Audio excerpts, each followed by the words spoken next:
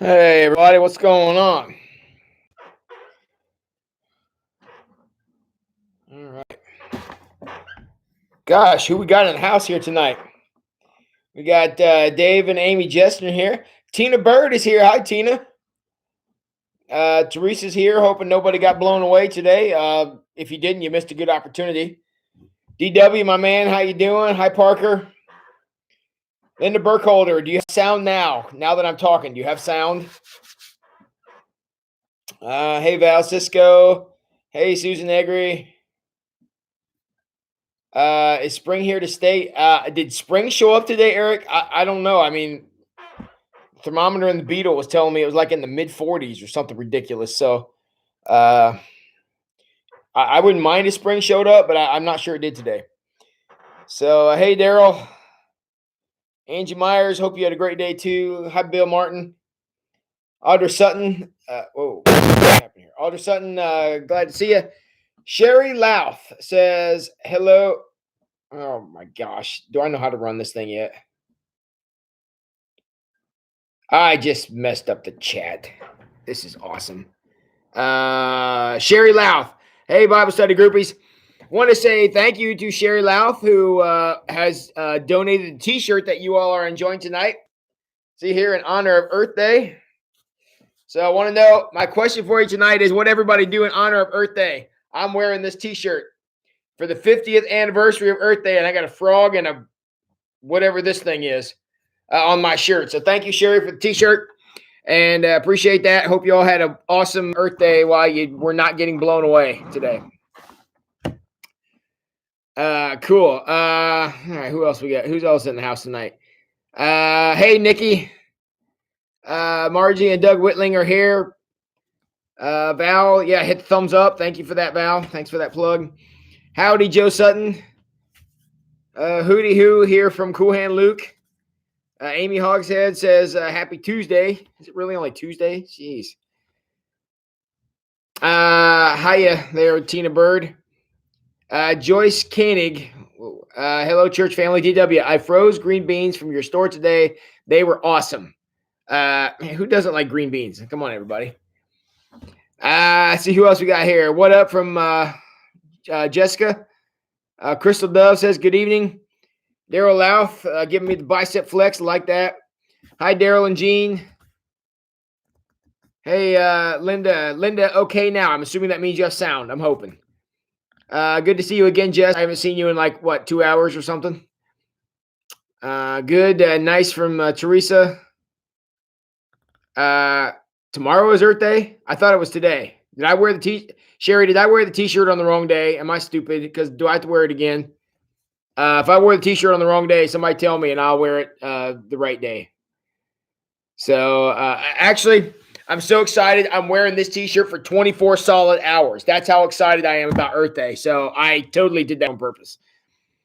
Earth Day is tomorrow. Okay, so everybody's giving me L's over here in the comments because I got the wrong day for Earth Day. All right, awesome. I'm wearing this t-shirt tonight and tomorrow, so you'll get to see it again. Hey Cheryl. Hi Scott and Jan. Dennis and Trent are here.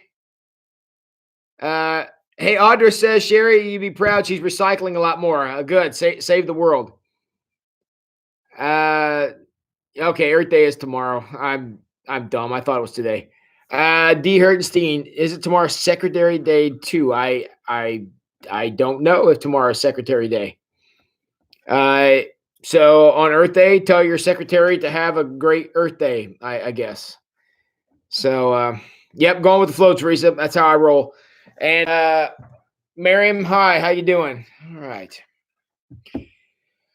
Well, good. On honor of a holiday that I like to refer to as Earth Day Eve, which is today, it is customary on Earth Day Eve, as this ancient tradition is to say nice things about your pastor. That's how you celebrate Earth Day Eve. You may never have heard that before. I don't want any of you to Google it. I expect you just to take my word for it. And so just to know that Earth Day Eve, that's how we celebrate, is we say nice things to our pastor because it's just how it is. So All right, be a little riper tomorrow. Yep, that could very well be. So, hi Beth Reedy. So I actually have another T-shirt here because I had my Wayne Street shirt on before. It's in this office somewhere. I'll find it. So maybe I'll leave it here and be ready to go. So, all right, cool. Let's talk about Joseph. What do y'all say? Y'all up for talking with Joseph? You love there's a never a dull moment with me. Jess, I just want to say I'm a little upset with Jess today. She flagrantly handed me a Facebook test thing today without telling me what it was, and I took it and failed, and I was not at all pleased with my outcome of this test that she gave. It's one of those, this is going to predict something about you. You have to find words in there, and Jess just handed it to me without telling me what it was, and had a real nice laugh at my expense. And so Jess, don't think I forgot about that. And you love that I'm real. Real is all I got, Val. I'm not very creative. So you are pretty. Is that nice? It feels a little facetious, actually, but I'll take it. Since you're wearing your shirt 24 hours, I'm thankful we're meeting remotely. All right, Gene, that was good when you got me on that one. Amy said had some mac and cheese with broccoli. Nice. Crystal says, I'm the best. She didn't say the best at what. So I'm the best thing she's watching on YouTube at this moment. I think that's what it is. And Eric agrees also that best thing on YouTube at this moment. Jess says, do you still have a job? Yeah, I heard that you work for the pharmacy down in New Bremen. So hopefully it works out for you. So, all right, cool.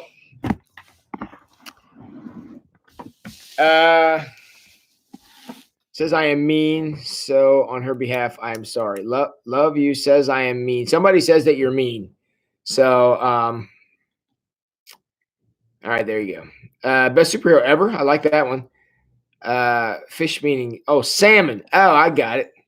So, hey, my 7th favorite person is here.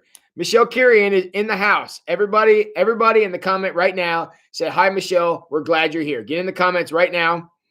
And say we're glad that you're glad that Michelle is here because it just brightens my day whenever Michelle shows up. So, all right, cool. And Kaya said that you're being mean, but Kaya always says that. Well, I mean, does that really mean anything?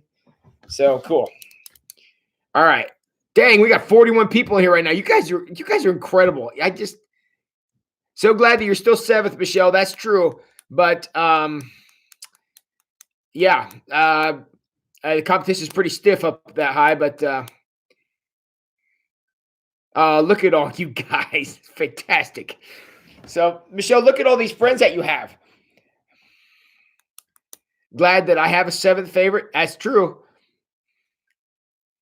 All right. Amy Hogshead loves you. And Amy, Michelle, I need to tell you, sits in the front row every Sunday. And so you can come by and sit with her sometime. So, all right, Dave and Amy Jessen and all these people, everybody, look, Michelle, look at this. Dang, you guys aren't even this nice to me. Fine, whatever. You guys knew how awesome Michelle was. You probably forget all about me. If Michelle had her own YouTube page and did this, you'd all be over there right now, wouldn't you? I know.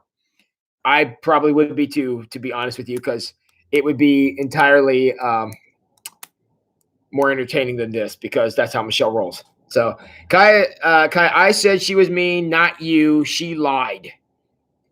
Kaya, I'm going to have to be on your side on this one. I know that sometimes that happens. And so Kaya, I got your back on that one.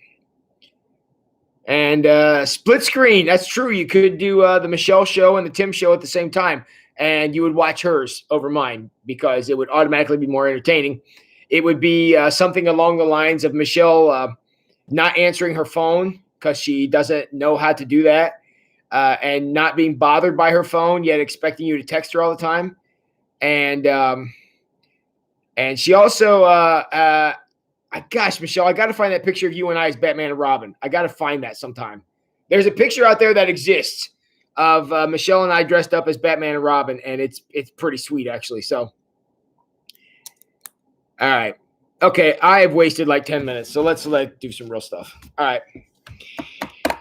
So, Joseph is who we're talking about tonight. Nikki, if you have that picture, text it to me. Or if you can get to it, text it to me. All of you are above the 7th person. Okay, Michelle also doesn't count very well because I'm pretty sure there are more than 6 of you who commented, but Tim singing, make it, yes. There will probably be another musical number at some point. I just didn't want that to get old and boring, because if I'm going to make that much of a fool of myself, I want to make it mean something. And so yes, there'll be some saying, hey, dang, we got 44 people. You guys are awesome. You guys are awesome. It's because when Michelle showed up, you all followed her, didn't you? I figured that. Okay, I said we were going to do something like 5 minutes ago, so let's actually do something. Hi, Cheryl and Jack. So today we're going to start in Genesis. The heck chapter are we even in here? 41. 41 verse 37, if you want to open your Bibles. And Tina and Mike are both here. Hi, guys. Appreciate you guys coming out tonight. Hey, Bill Har. All right, cool. So let's quickly recap. Joseph annoyed his brothers, had dreams about greatness. Brothers decided to kill him, decided against killing them, sold him into slavery instead. Joseph was purchased by Ishmaelite traders. And hey, Bill Dove, appreciate you coming out, man. Purchased by Ishmaelite traders. They took him to Egypt and sold him to Potiphar. Potiphar made him in charge, and he just flourished while he was there. Potiphar's wife also thought that Joseph was pretty awesome, made advances toward him. Joseph shot her down, and that didn't go over well. She made false accusations against him. Joseph ended up in the prison where the captain of the guard was, which was Potiphar, so maybe even in the same house. So he languished down there. He interpreted a couple of dreams for a bartender and a my mind just went completely blank. Bartender and a baker, and worked out well for the bartender, not so much for the baker. Tried to tell the bartender to remember him when he got back up there. Bartender completely forgets it for 2 years. Pharaoh then has a dream, and nobody can tell what it means. So then the bartender's like, oh, my word, the Joseph dude was down there. So they went down there and got Joseph, cleaned him up, brought him up, and gave him a chance. And Joseph interpreted the dream. And basically the dream said there's going to be 7 awesome years of crops and then 7 famine years. And Pharaoh, if you don't do something during the 7 awesome years, no one lives through the 7 bad years. All right, jump in the comments. Did I miss anything? Was that pretty a pretty good rundown of where we've been? Did I forget any details? Somebody tell me if I forgot something.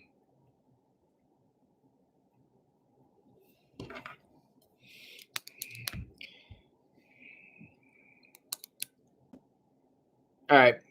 Bill Har says, well done. As long as Bill's okay with it, I'm good with it. So, all right. So now we're in Genesis 41, verse 37. Oh, I got an okie dokie from Cool Hand Luke, and it sounds good from Teresa. So clearly we're ready to do this.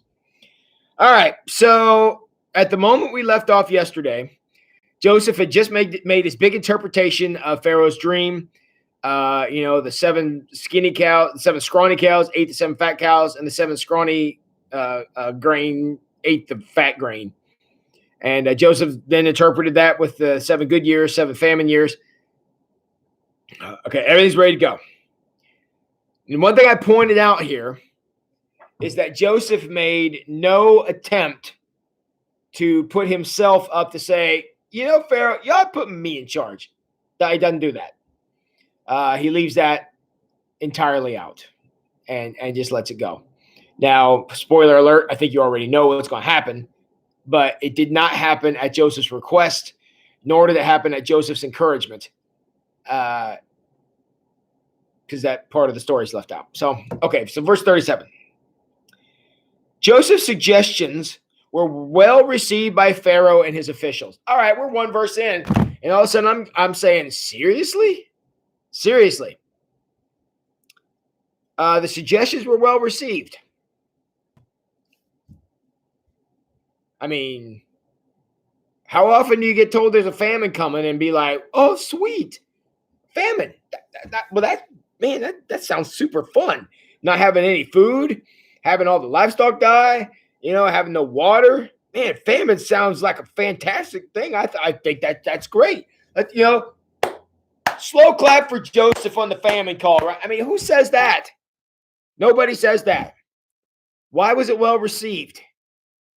This does not sound like something you receive well. I don't care if he is going to have 7 years of awesome. 7 years of opposite of awesome is not awesome. That's my profound statement for the night right there. So, yeah, I don't know how you receive that news well, because this sounds like real bad news to me. Again, even with the 7 good years that are going to precede the 7 famine years, this still doesn't sound like great news. But Pharaoh received it well. So for whatever reason, God must have prepared Pharaoh's heart, maybe connected Pharaoh and Joseph. And so I don't know. But somehow Joseph delivers what at least I would consider to be not the best news. And yet Pharaoh receives it well. Okay, so Pharaoh takes the advice well. So verse 38. So Pharaoh asked his officials. Okay, so after hearing this, he turns to the side. He's like, guys, come over here a second. And they have like a powwow. And Laura says maybe they were glad they got a warning at all. Well, okay, I could give you that. But even with the warning, I'm still not sure I'd be excited about it. I might be grateful that I had the chance to do something about it. I'll give you that.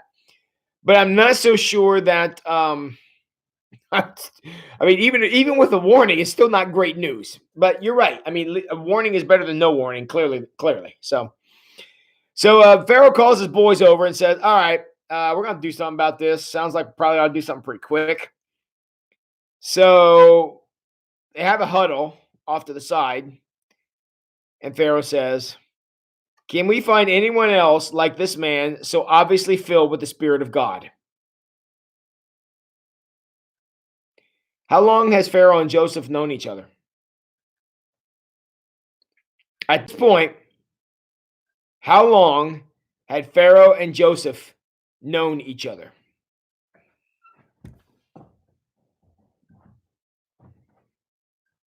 Laura, I'm going to speculate on that. If we would have known, if somehow we could have known COVID-19 was coming a year ago, nobody would have believed us. That's the problem, because there's always been people warning about these things coming. But if we could have known and actually believed it, maybe we could have done something. But yeah, I don't know. Interesting. So it's an interesting question that we'll never know the answer to, but it would be interesting. The only reason that Pharaoh's dream and then Joseph's interpretation of the dream, the only reason it worked is because Pharaoh believed Joseph. If Pharaoh's like, this guy's weirdo from the jail, send him back. Famine kills everyone. I mean, there are so many near misses in this story. If Joseph loses it at the bottom of the cistern, if he loses it when he's sold into slavery, if he loses it when he's sold to Potiphar, if he loses it when Potiphar's wife makes accusation against him, if he loses it when the bartender forgets him, if he loses it when Pharaoh finally gets before him, if Pharaoh thinks that Joseph is off, any one of those points where something didn't go the right way, everyone dies. I mean, this is a shoestring situation, to say the least. And okay, so all right, back to my question. Joseph says to his officials, interestingly enough, probably included Potiphar. He says, "Can we find anyone else like this man, so obviously filled with the Spirit of God?" I guess the answer to that is no, because if you look ahead, no answer is given. Thus, I know. My question is, how long had they known each other? Val Cisco says 4. I see she says 4 years. I don't think they knew each other that long. I mean, I know Joseph had probably been in Egypt for that long, but I doubt that he and Pharaoh were chummy before that. So I don't know that they knew. Cool and Luke. I like your 310 minutes answer. It's like 6 hours and what, or like right around 6 hours. I don't think it's been that long. 10 minutes, honestly, maybe, maybe 10 minutes. It wasn't years; it was minutes, because I don't know that Pharaoh and Joseph would have ever met each other before. Now, you could make the argument that perhaps they knew each other from Potiphar's house. Perhaps Potiphar had told Pharaoh about this super slave that he had. We're not told any of that, but that could be. But it just seems highly unlikely that Pharaoh and Joseph had a real long history together. My point here being that something connected inside of Pharaoh. When Pharaoh heard this man do his thing, there was something going on there where Pharaoh was like, this is not typical. This dude here, he got something I've not seen before. And Pharaoh recognized it so solidly that not only did he trust him about this 14-year plentiful famine cycle that was coming, which is, I mean, that of itself is big. Not only did Pharaoh embrace that, but he also said, not only are we going to respond to it, but you're going to lead it.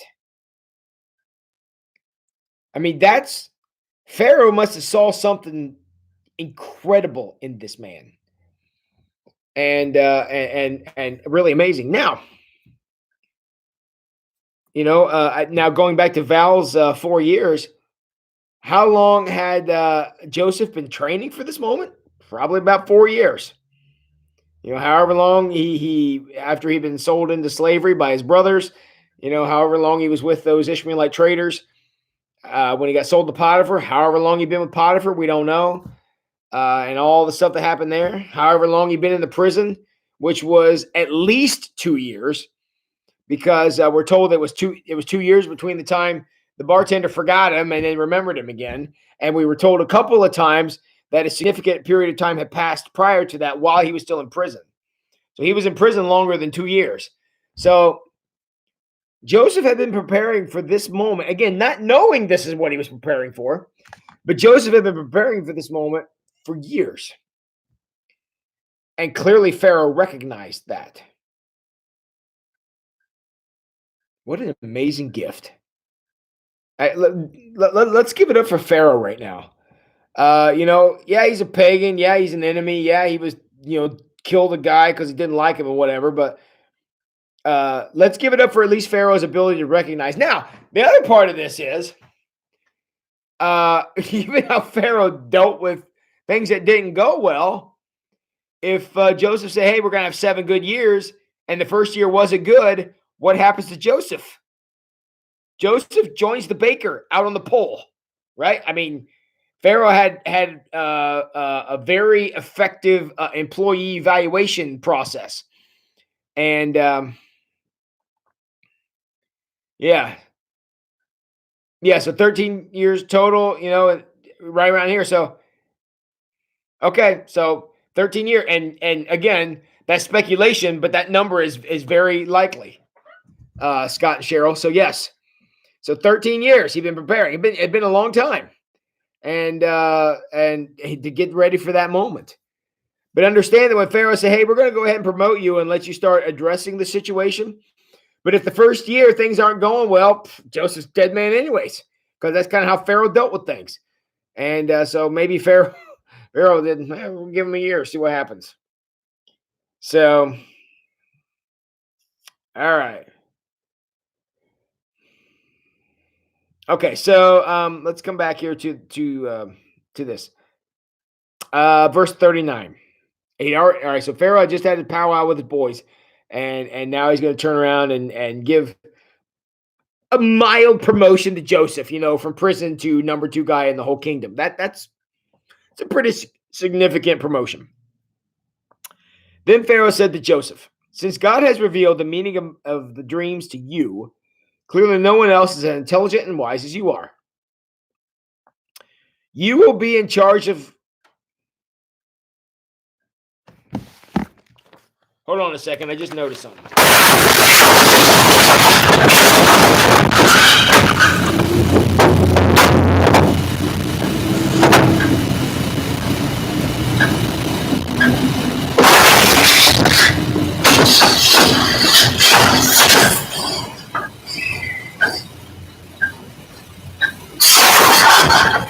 Hold on, I'm still checking. Okay, so all right, we're gonna go back to Laura Gerwin's point from a couple days ago when we're talking about how Joseph ended up in the prison of the captain of the palace guard. So Joseph went from Potiphar's house to prison in Potiphar's house over this accusation. He languished there for an extended period of time. Finally, when when the bartender remembered him, he got to come out and do his thing. He was promoted, and it says here that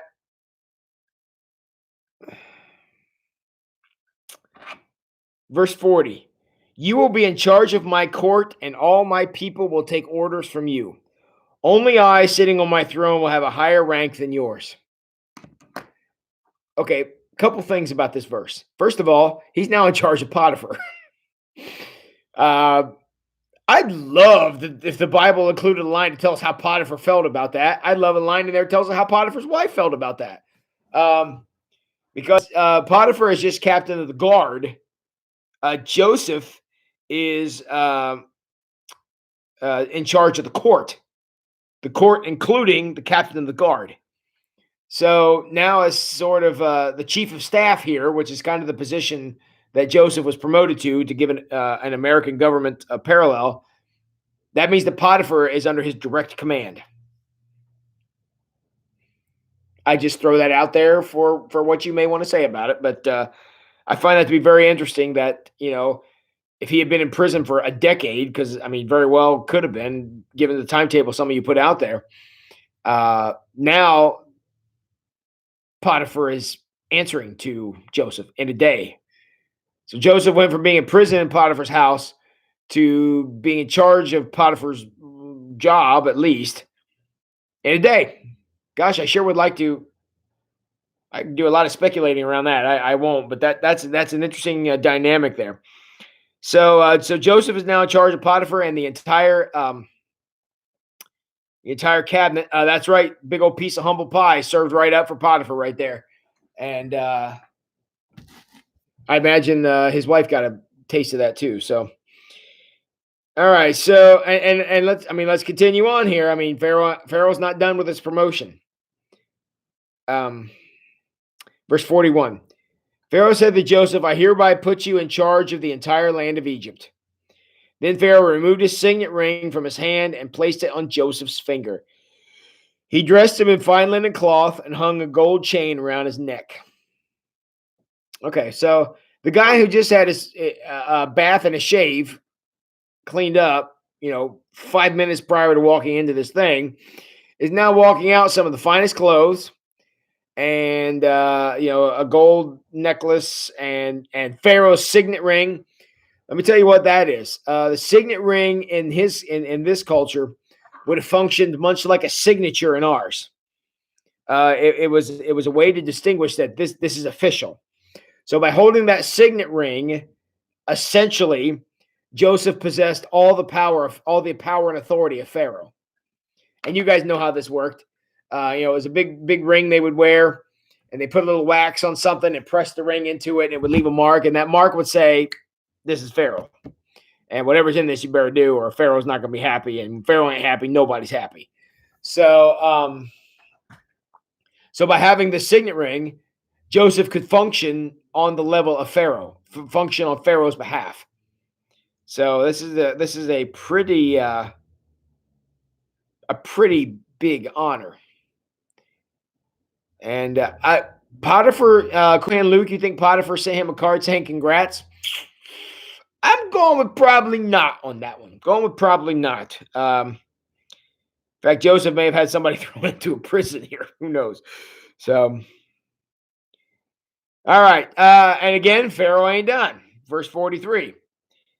Then Pharaoh had Joseph ride in the chariot reserved for second in command. He is second in command, so why would that chariot not be his? And wherever Joseph went, the command was shouted, kneel down. So Pharaoh put Joseph in charge of all of Egypt. The guy who was a prisoner 5 minutes ago for allegedly attempting to attack a wife of an official. is now being paraded around, and everybody shouts out, kneel down when they see him coming. The lesson I would like for you to take from this, and something I'd like for you to think about when you're thinking about how what Joseph's story has to say to you today, is how long Joseph languished.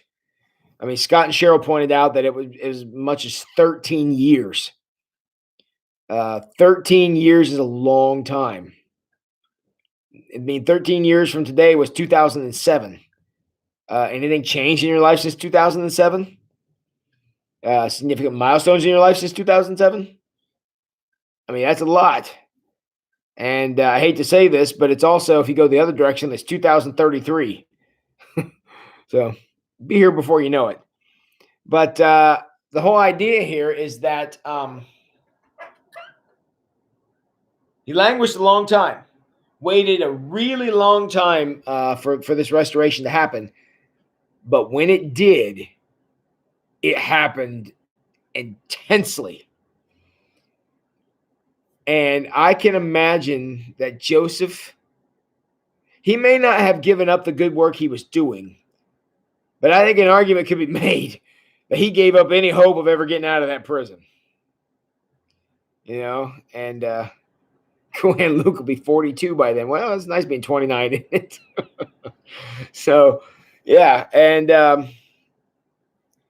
but the interesting thing is that Joseph got up that day having no idea that this was going to be the day that a situation was going to come along to cause the bartender who'd forgotten about him for 2 years to remember him, to drop his name to Pharaoh. Pharaoh was going to call him up, and he was going to go to bed that night in the big palace.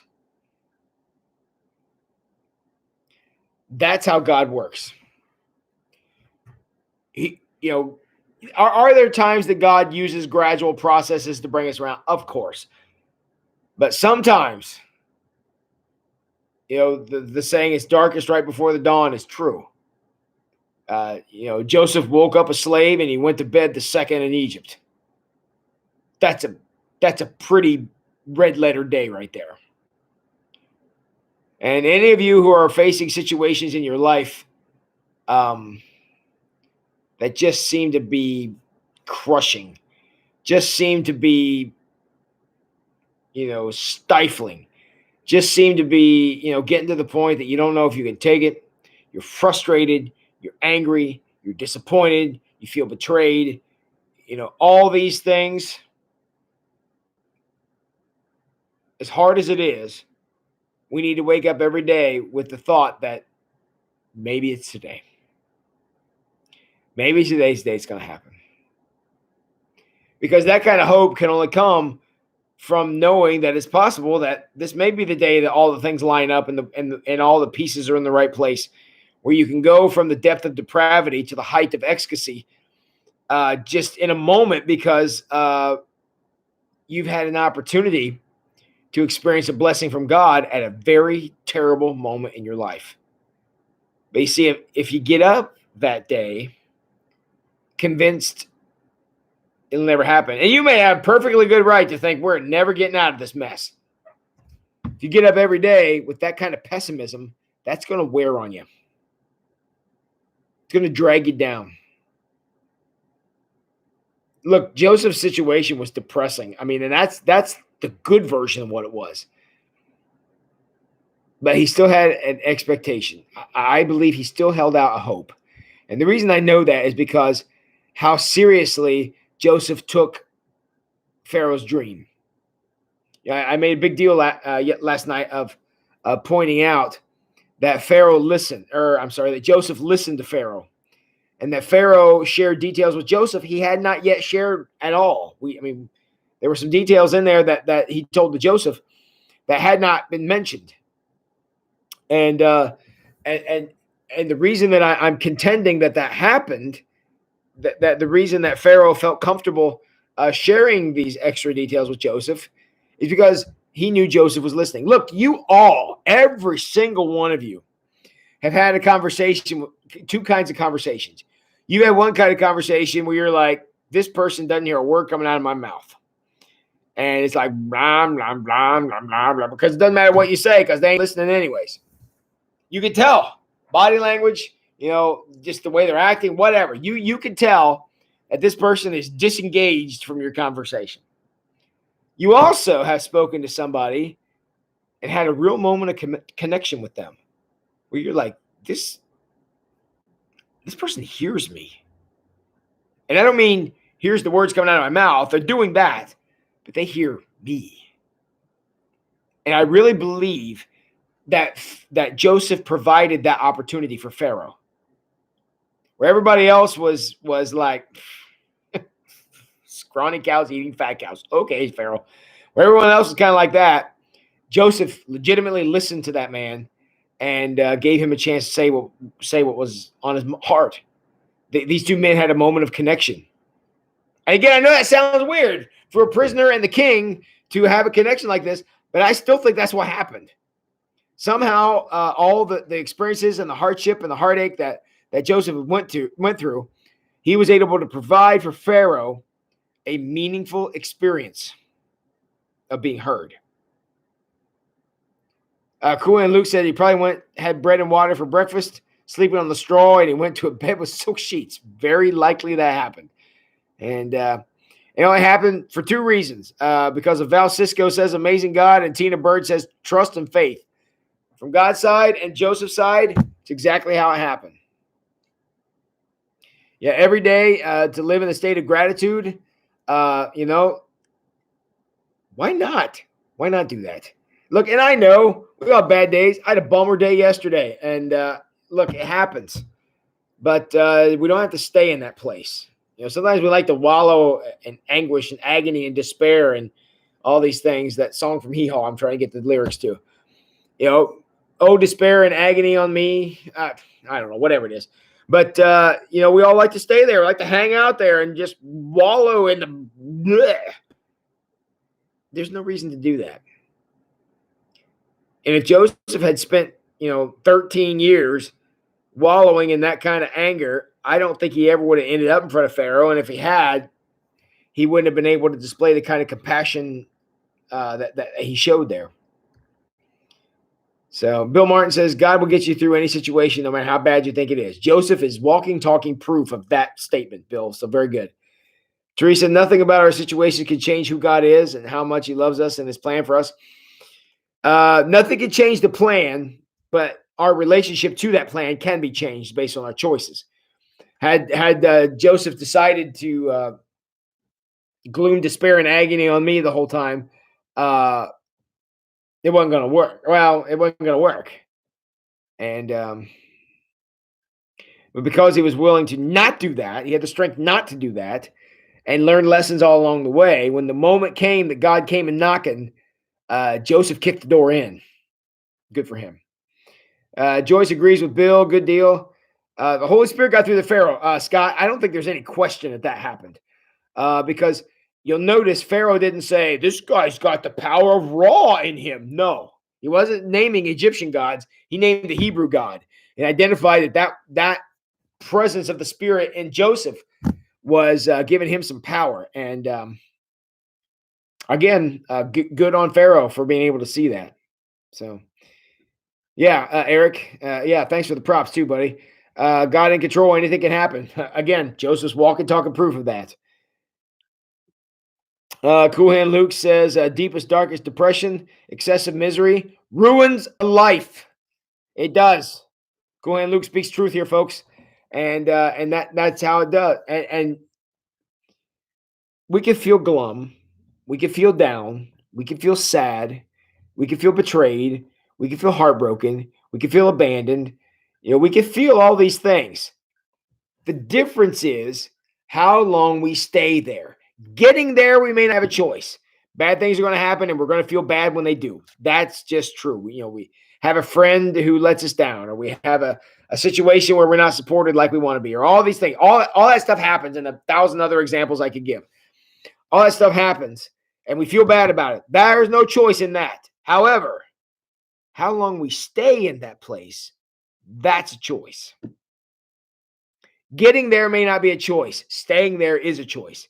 Joseph made the, I'm sure he had bad days. I can't even imagine, but he chose not to stay there.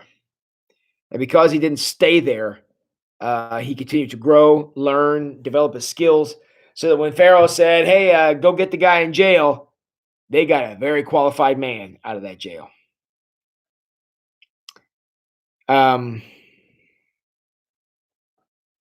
Angie Myers, in each situation, Joseph had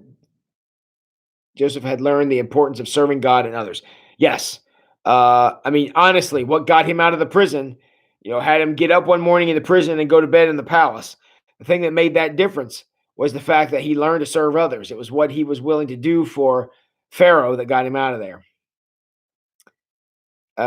Those are the next lyrics to Gloom, Despair, and Agony on Me. Okay. I knew that song was bouncing in my head. I could feel it.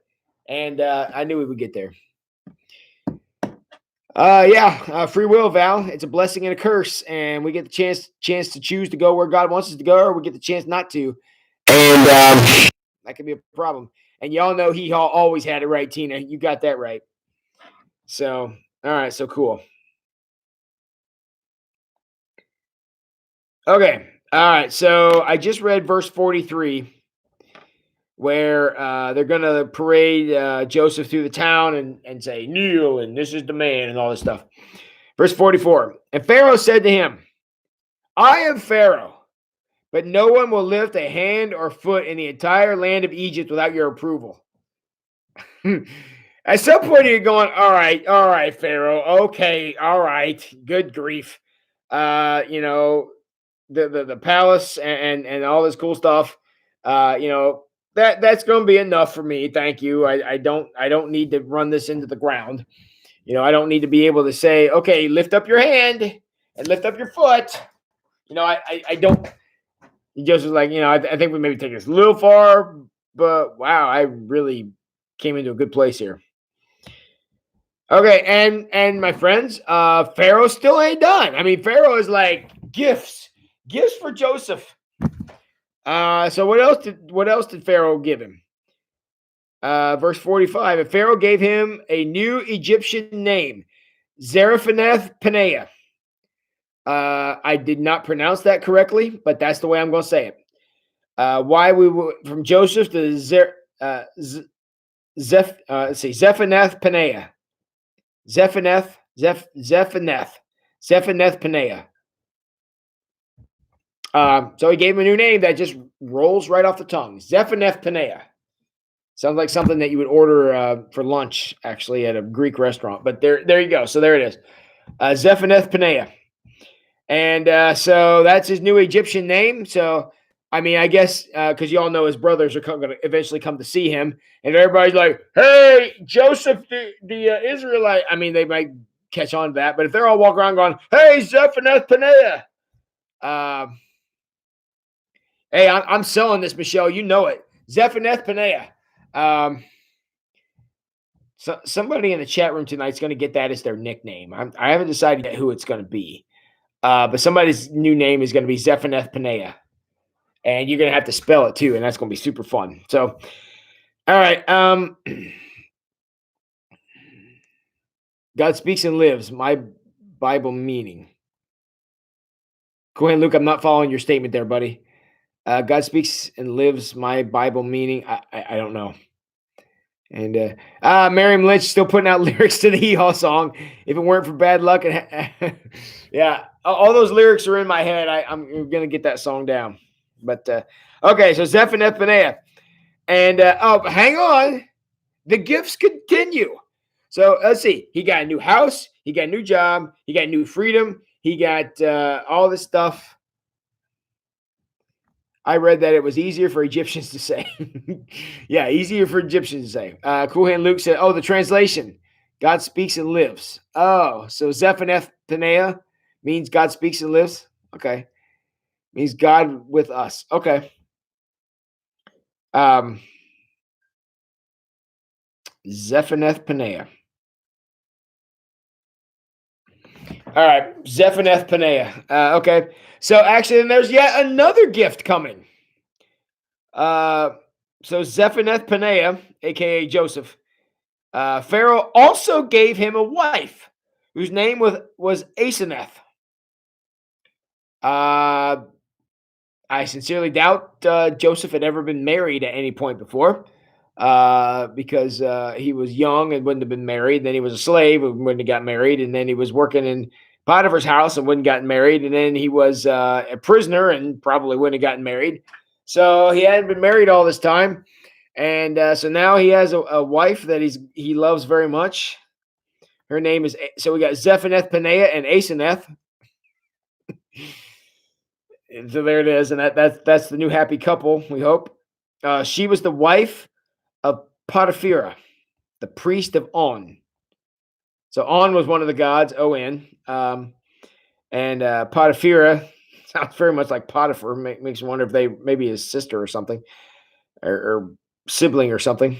So he got to marry a lady who was the daughter of a priest.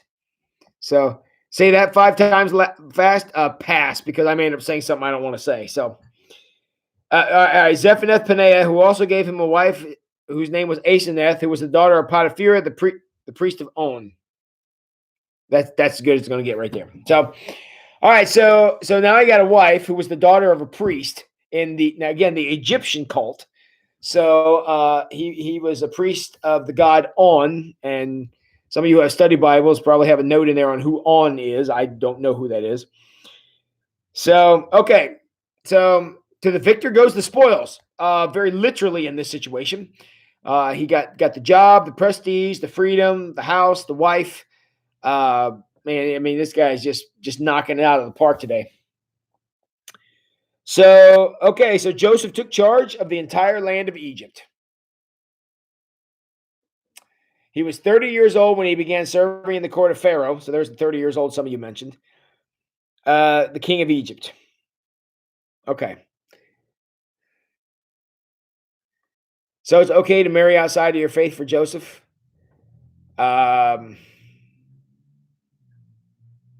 That's an interesting question, because I got to be careful how I answer this, because some of the most miserable marriages that I've seen in my career were marriages where the Christian commitment level was not equal. So if you got one person who's more committed than the other one in the marriage, and it doesn't matter which spouse it is, that is a miserable marriage. I would never recommend to anybody, and I have seen that repeated so many times in my career. Couples will come to see me, and one of them is really on fire about God, and the other one isn't. And I just want to say, guys, you're going to be miserable. Of course, you can never tell that to young couples or any couples who want to get married, but you want to be very careful about that. People, there's a lot of inequities in a marriage that you can overcome. Economic things, background, even ideas about what it means to be a parent. Even things about the roles of the genders, what the husband does, what the wife does. All those things are things in a marriage that you can overcome. But one of the things that I have yet to see a couple overcome is unequally yoked. One who has a fire for the Lord, and the one who doesn't. That is a tough thing to get over. And so again, I say that all that in preface to my answer, that you want to be careful about that. Now, understand what Joseph wanted to do, and many of you have said it here tonight. His goal was to serve. Serving is what he had done in Potiphar's house. Serving is what he'd done in the prison. All Pharaoh did, and giving him all this wonderful stuff, is he gave Joseph the opportunity to serve the people, and in this case, serve them by saving them. The daughter of the priest of On, again, I don't know anything about the cult of On, but I would guess that she would have grown up with a background of doing God's work and as God as they understood it, and serving. My hope is that would have given them a spiritual connection that a marriage absolutely has to have, and it's misery without that. So in this case, there may have been a little bit of disparity in how each of them defined God. God was still very important to them. And I saw a couple of you said, Asenath was given as a gift. Again, I know our, hashtag me too, and we hate that, and that's awful, and it is. But that's how the culture was at the time. And Joseph did not turn down the gift of this woman. So now he has a wife. He's going to take care of her. He's going to have kids with her. He's also going to have some children. I don't know if we're going to get to the children tonight, but and he gave them names that you're going to recognize because they become tribes of Israel. So, all right. Bill, you might be onto something there, my man. Pharaoh didn't want Joseph trying the dating scene. He wanted him to work. Yeah, because with all that wealth and power would have come also incredible opportunity. And knowing that opportunity that Joseph had not had in 30 years, that could present a significant distraction. And perhaps Pharaoh was not interested in Joseph practicing his found freedom in such a way. So it could very well be. So, all right. Trina says, I read it as a man whose mysteries are revealed. Is that the name? Are we back to the name on that one? The Zephanath Paneah? I'm not sure where you're at there, Trina. So, all right, cool. All right, so Joseph took charge. He was literally the man, just like his original dream said he would be. And so, okay, so let's continue. Verse 46. He was 30 years old. Oh, I think I read this. He was 30 years old when he began serving in the court of Pharaoh, the king of Egypt. And when Joseph left Pharaoh's presence, he inspected the entire land of Egypt. So Joseph went on a tour. Again, the guy who was a prisoner 5 minutes ago, now he's got a wife and a home and a this and a that and all this great stuff. And he immediately jumps in the chariot that was designed especially for him to go on a tour.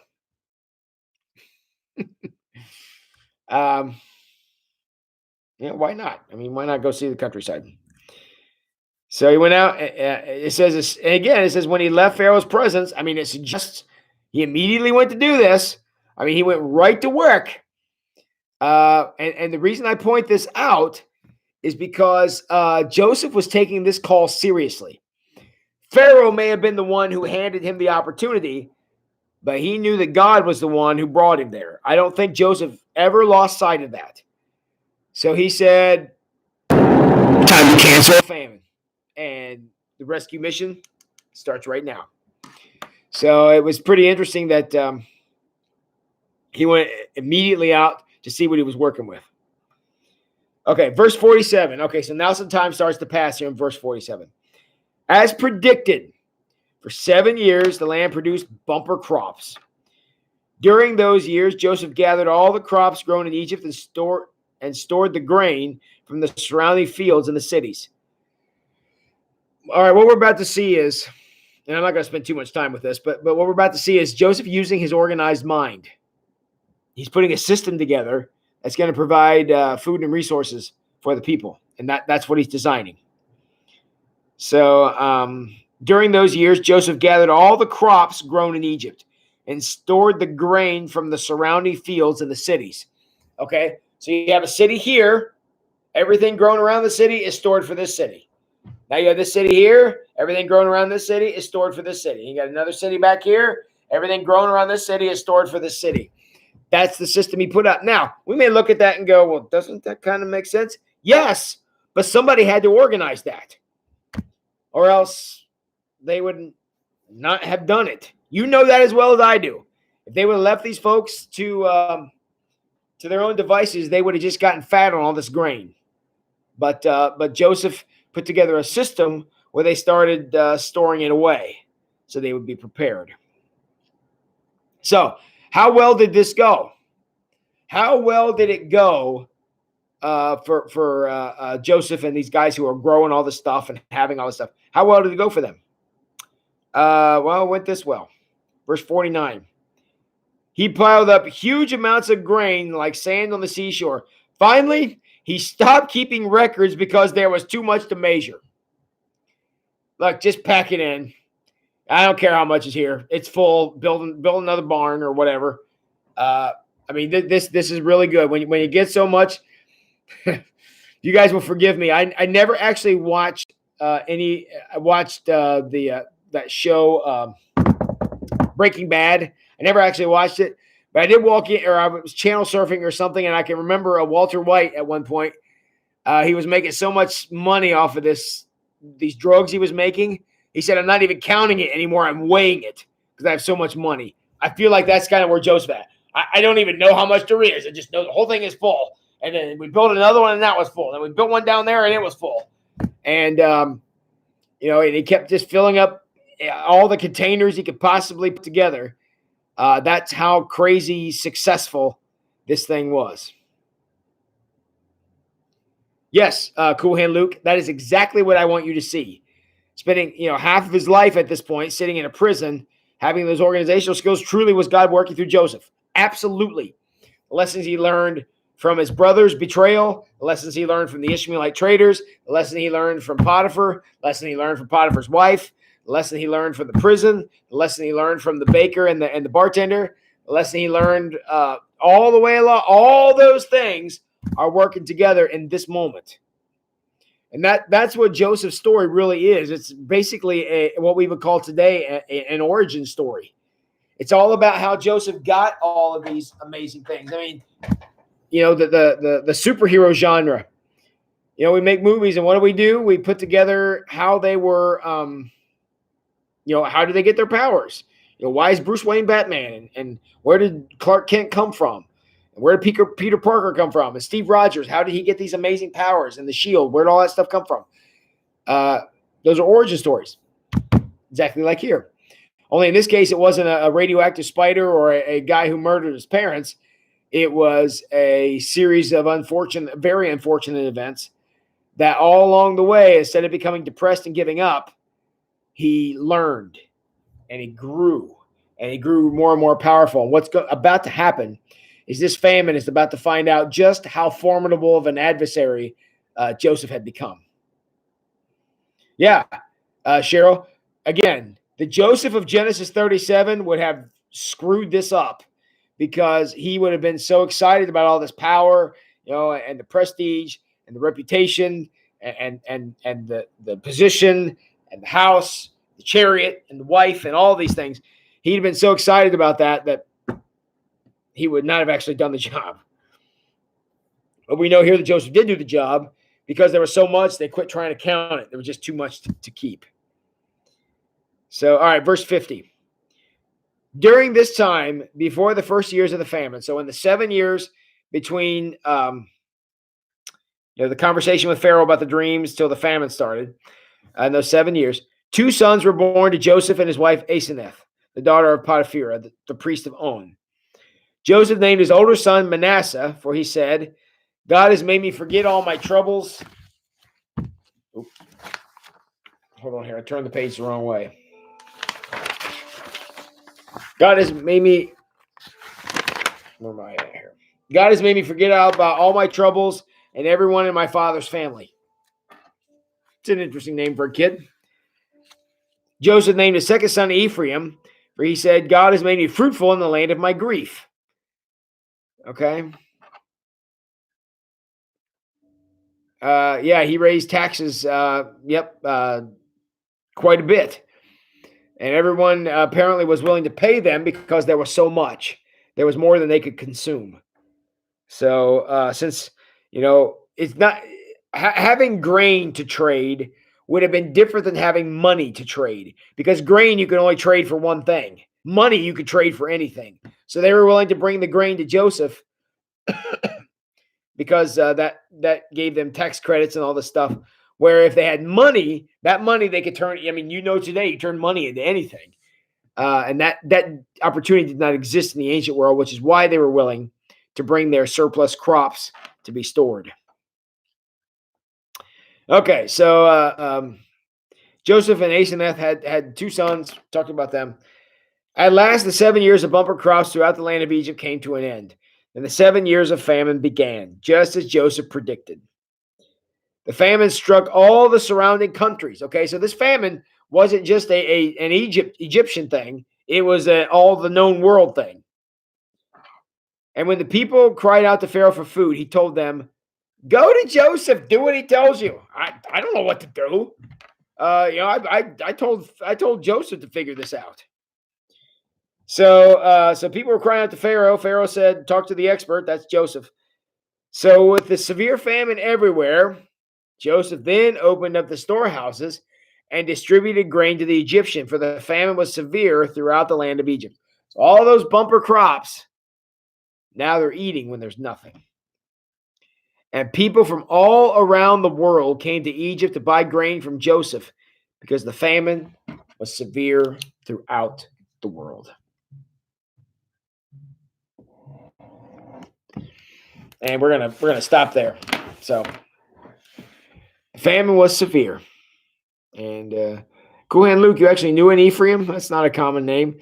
Buddy is probably rolls off the tongue a little better than Ephraim. So good deal. All right. So this was Joseph's rise to power. Tomorrow we're gonna in Genesis 42. We're gonna go back to catch up with where the brothers been all this time, and these I guess at this point 20 years, because if Joseph was sold when he was 17, and then he sold when he was 17, came to power when he was 30. That's 13 years. Then there were 7 good years. That makes 20. And I imagine, the guys in the brothers and the father and stuff probably had a little bit. So, it was at least 20 years, maybe a little longer.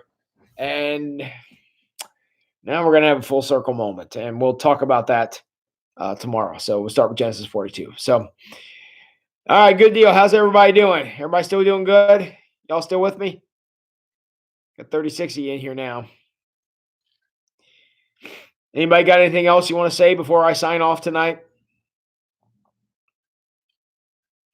Anything else for the good of the order?